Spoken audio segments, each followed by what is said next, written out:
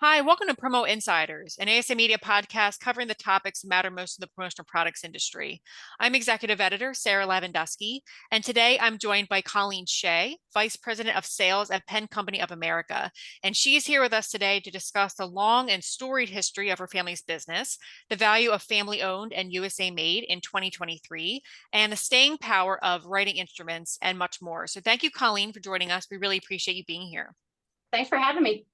So walk us through an overview of the history of the company, which has been in this industry a long time.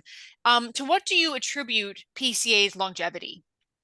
My family has been in writing instruments since the 1920s. I am a fourth generation US writing instrument manufacturer. My great grandfather started in 1928 making fountain pen tips. My grandfather served during the war. And when he came back, the ballpoint writing cartridge had been perfected. And he realized fountain pens were going to they've seen their better days. And he knew the ballpoint pen was going to take over. So he began injection molding plastic to house the ballpoint writing cartridge, understanding that there was now a fashion to the ballpoint pen. You could change the aesthetics, where a fountain pen was very functional and hasn't really changed very much look-wise since the 1920s, because it is a functional item. The ballpoint writing cartridge is the function. What houses it, the plastic around it, is you can make it cool looking. So he did that and made a very successful business out of it called Rotary Pen. My dad worked there. I worked there as a kid. My brothers worked there. It's kind of what we did. And then we ended up acquiring that from my grandfather. And then in 2011, one of my customers ended up acquiring us. They were a plastics company, and they brought us in underneath. They're our parent company, and that's how Penn Company of America was formed. But I am a fourth generation pen manufacturer, and we've been in the promotional industry probably since the get-go, since the late 60s, early 70s. Fantastic. So obviously this is no surprise to anybody. So much production, of course, has moved overseas, especially, with pens and writing instruments. And yet your company has remained here, and it's in New Jersey. Why is that? Why have you decided to remain here? Because it's personal, honestly. My brothers and I, who now run the company every day, my one brother handles engineering and manufacturing. My other brother handles all the operations, finance. I handle sales. It's personal to us. We actually all did not start out in the company business. We worked there during high school, but for college, after college, we all went our own ways. I actually moved to Europe and was a tap dancer. My other brother was an attorney. My other brother worked for the Department of Defense. Wow. And when my grandfather was looking to sell, there were a couple companies interested in acquiring him, but all with the thought of moving it overseas, actually moving it to Mexico. And my dad was still working there. It was the only job my dad had ever had. And we talked about it, and we're like, we can't let the family business leave this country. So we all left our jobs. And we came back and came into the family business because, we believe in US manufacturing. We believe in the reputation of my family's name. My family was very synonymous in the 70s and 80s with ballpoint pen manufacturing. Even though people in promotion may not know who we are, we were always behind the scenes actually manufacturing, molding the product. So I think that's why for us it's lasted, because we've had the determination to keep it here and not let it leave this country. And right now we are basically the only ones left making a whole line of pens here in the US. Yeah, no, and it's so interesting that you're saying that, because it seems like the past few years, obviously, supply chain has been really tough. There have been efforts to reshore, but like you're saying, it takes real determination and real dedication to that. It's a lot of work. But in your opinion, what makes family owned and USA made not just buzzwords, but like critical to business this year? I mean, in the past few years when, again, the supply chain was such a mess, what kind of value do you bring to your customers?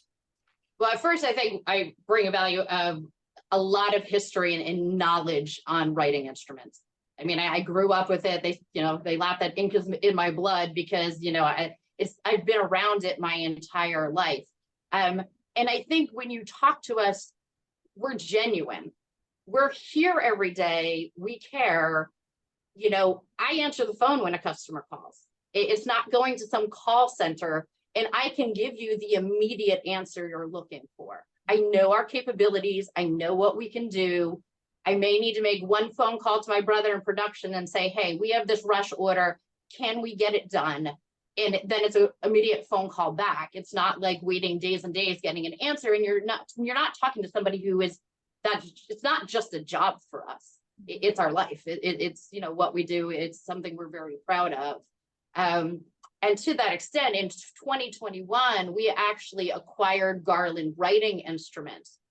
Garland started in 1927, kind of parallel to what my family did, but they did it in metal pens.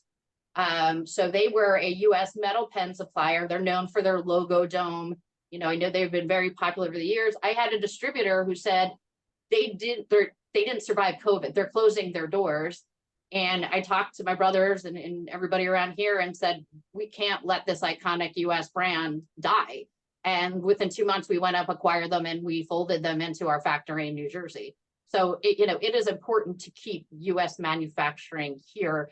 Just for the purpose you said, people are trying to reshore here. You realize we need manufacturing in this country in order to really thrive as a country. We can't offshore everything. Sure, absolutely. And it's interesting, this industry has gotten so diverse and varied as far as the products that you see. However, based on our data at ASI, pens have been the #1 search term in ESP for, just after the pandemic, like PPE was really big, but only a few months after that started in early 2020, pens were back up. So they've been the #1 searched item for like over 30 months consecutively now. What do you think is behind this perennial popularity, even as our world becomes increasingly digital? I think there's two things. It was funny because when 2000 the year 2000 came and everything was happening, I did get asked a lot, do you think pens are going away? And I said, I don't. I think people still like writing. I think it's a personal touch. Everybody still uses a pen, even though we said we're going to this digital age.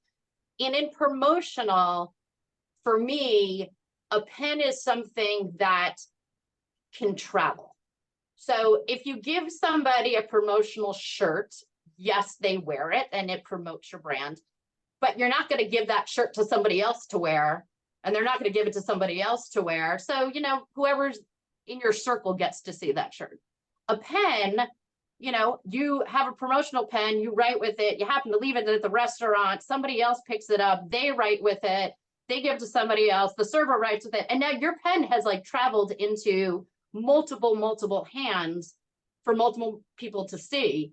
And so your message has been moving around, other than just the person who you gave it to initially. And I do think that is one of the powers of it. It's a very, useful item. People use it every day. It's not very expensive, but I also think it's one of those items that can travel farther than just the end user you happen to hand it to.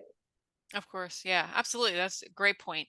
And also speaking of COVID, how did you handle that challenging situation at your company? You have all of these people who are in Jersey who are, working for you, a lot of people to protect.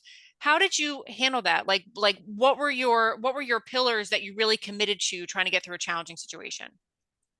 We actually, because we're molders and in the plastics industry and we manufacture and mold plastic, we actually moved to manufacturing face shields, plastic face shields for New Jersey's largest hospital system.